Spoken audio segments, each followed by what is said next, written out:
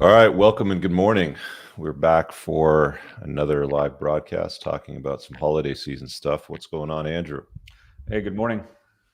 So, holiday budgeting and spending tips. You've got a few for the folks today. What do you got? Dispense your worldly wisdom. All right. Well, uh, obviously, with the Christmas season upon us and people looking to spend money for gifts, family get togethers, gatherings, and whatnot, it's a good idea to have a show about the best way to approach this.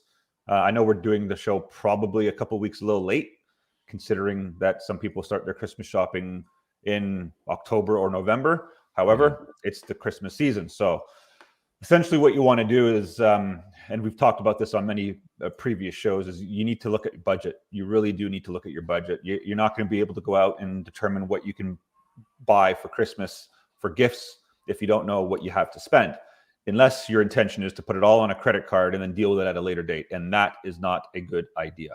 It's a horrible idea. It's a very horrible bad plan. horrible idea. Let's just go buy Christmas gifts and deal with the interest later when the bill comes due. Not a good plan whatsoever. That's the plan most people use, by the way. It's, my Yeah. entitled children need 17 different things. Let's go out and buy it all for them, and I'll deal with the consequences of that Yeah. drunken spending spree later on.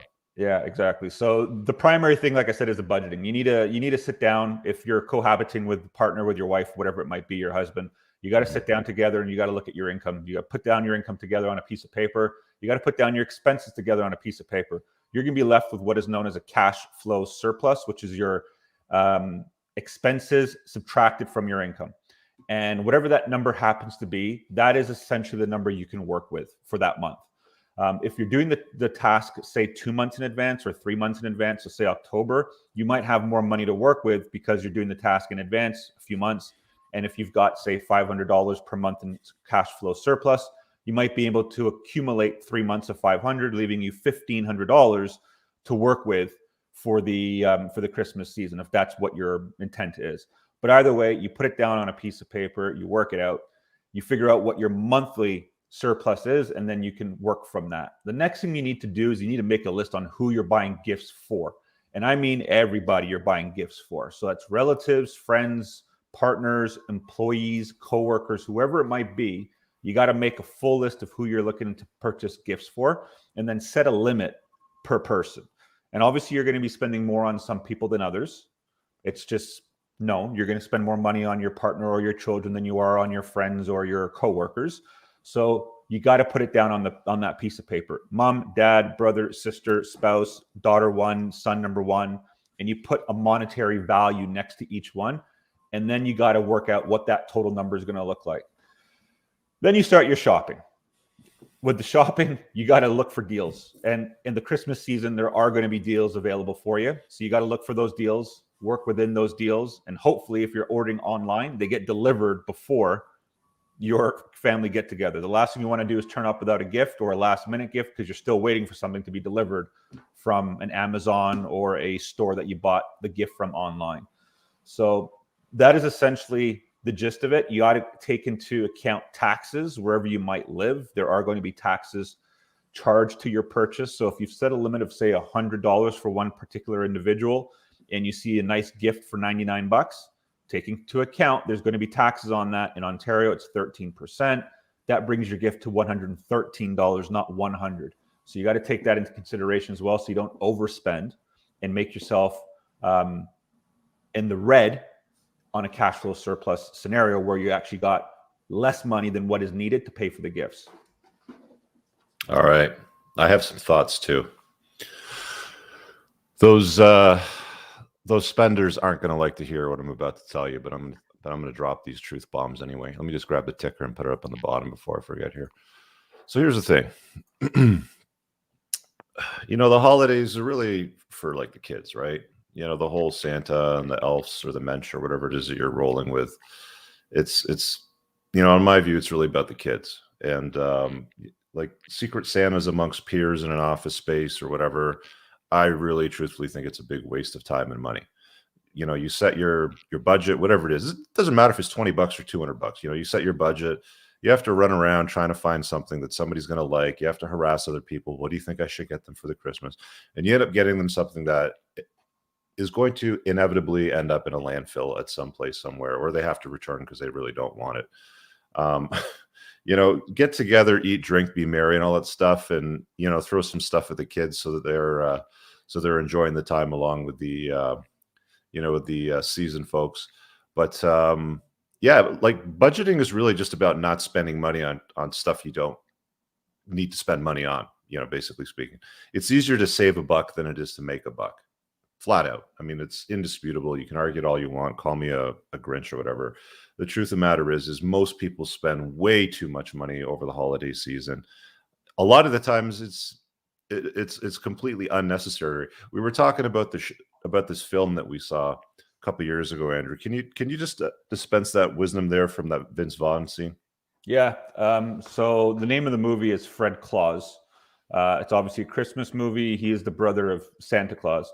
There's a scene in the movie where a character had mentioned that over the years, the Christmas wish list for children has grown exponentially.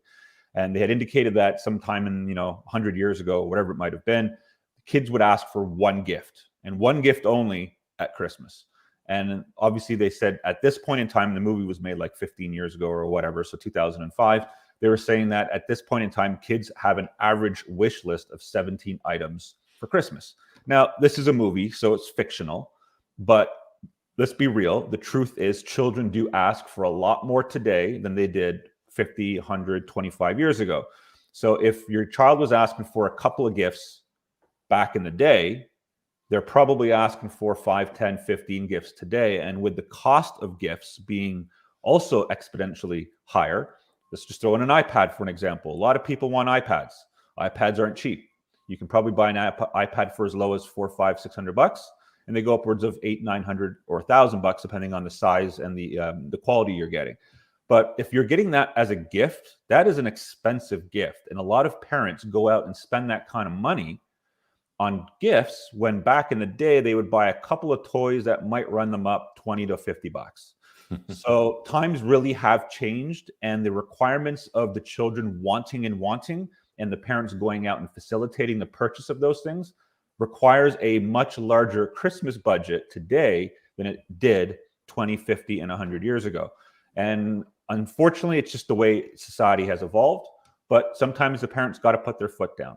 I am a believer of that. If your children come to you with a wish list of 17 things and the total list is going to cost you $1,500, I'm sorry, I'm not paying $1,500 on gifts. We'll see what Santa brings and delivers for you on Christmas morning, and you buy what you feel is reasonable that can excite them at the same time, but also be within your budget that you're looking to work with.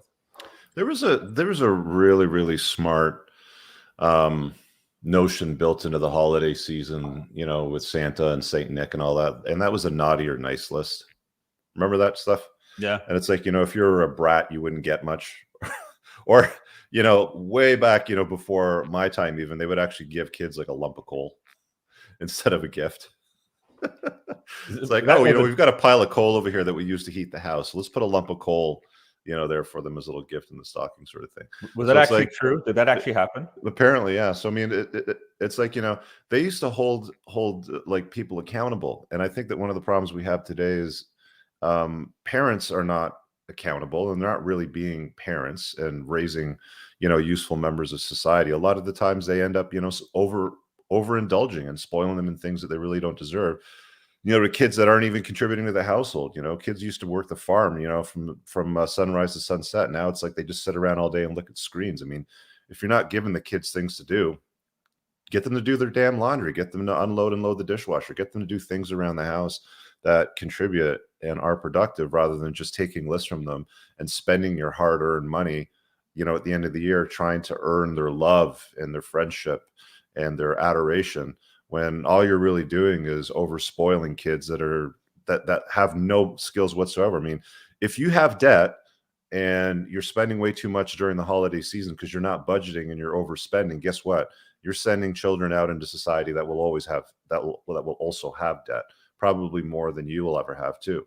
So it's incredibly important. I mean, I don't know if you remember from childhood, Andrew, but there was a time when Dad used to just give gifts, which were basically company swag with the logo on it. We'll just call it Plamp.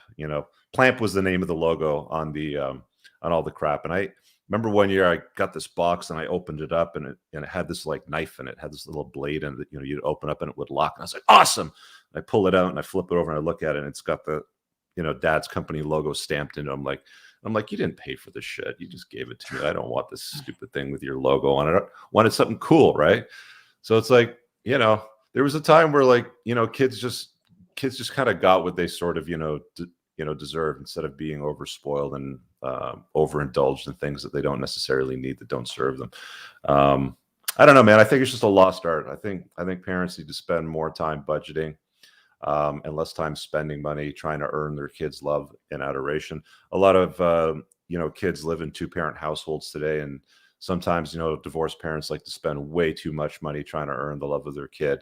Try to beat out the other parent. So it's important to, like, money doesn't grow on trees, and the reason why people end up calling us for help, and if you need help, I'm just going to do this. It's below. People. It's debt is a math equation. It's spend less than what you earn and save money every single month. Have a rainy day fund, and problems won't arise. Sometimes bad things happen to good people. Sometimes you get laid off, or you don't want to take an experimental jab, so they end up letting you go, or limiting your contracting hours. There's any number of things that can happen, and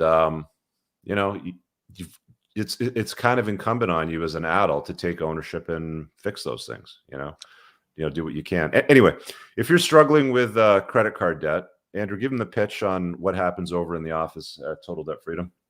So if you are struggling with credit card debt, you have over $10,000 or 15, as it says on the ticker, you can reach out to our office. You can speak to one of our debt consultants. We'll give you a free consultation. Usually takes about 15 to 30 minutes for the first call to determine if your situation qualifies for the type of assistance we can offer you. If so, we can get you out of debt in anywhere between 1 and 4 years. So that's 12 and 48 months for less than what you owe. The contact information is below on the ticker, the website, www.totaldebtfreedom.ca. And I believe there's a contact number in that ticker as well. If not, it's just on the website. You can check us out there, and we can see what we can do about helping you out. Yeah, just go to the website and fill out the form. And at the end of the form, there's an opportunity to schedule in a call. Don't stop at filling out the form. Once you filled it out, schedule in your call so that you've got that conversation lined up, because schedules do get busy for everybody. Let me just see what we got here in the chat before we wind up. AH says books cost $20. Just get them some literature so they don't need to let school get in the way of their education. Books aren't always a kid's favorite, but if you start them young, if you get them excited about reading, and keep them on the path, then they'll hopefully stick to it rather than wasting time on unnecessary things. I hate spoiled kids. Chores for allowance. Yeah. Anyway, guys, thanks for watching the show.